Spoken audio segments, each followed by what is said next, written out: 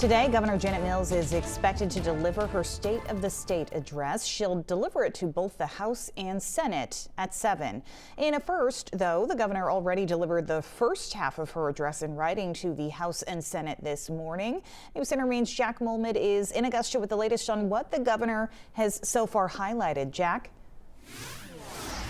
That's right, Amanda. The governor said that she wanted to deliver the State of the State address in two separate parts because of this unprecedented year that we experienced in 2023. The first half that she delivered to the House and the Senate earlier this morning focused on the surplus in state revenue that we're going to be seeing over the next several years, along with ways to save that money and also spend that money, spending in the form of housing, childcare, and drug use recovery. Now, first, she noted that Maine is expecting to see $265 million in revenue by 2025. But at that same time, the years following are expected to be lower in revenue. Because of this, she is proposing to save $100 million in that state revenue.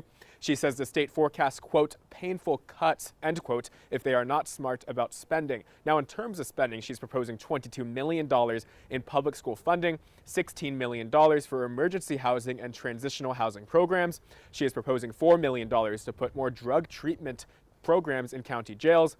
She's also highlighting the need to fix Maine's Department of Health and Human Services, a department that has been heavily criticized in the past for its handling of child welfare cases. She highlighted Republican Senators Lisa Kime's bill that would help retain and recruit people who help work on child welfare cases. We caught up with Senator Kime for her reaction. There are people out there that care, and they really want to help children and families that are in crisis like this, but they have to make sure that there's a work-life balance and that they can live off the money that we're paying them, and whatever other needs they may have to balance, giving to families and giving to this type of work, and also, caring for their own families and their own life.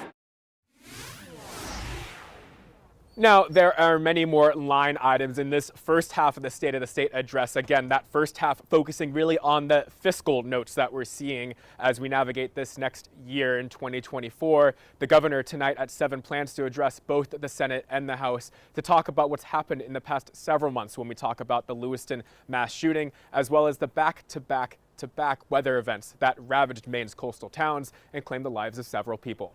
For now, we're here in Augusta. Jack Molmud, News Center, Maine. Lot to cover, Jack. Thank you. And just a reminder, Governor Mills will hold the second part of her State of the State address tonight. You'll be able to watch that live right here on air and online beginning at 7.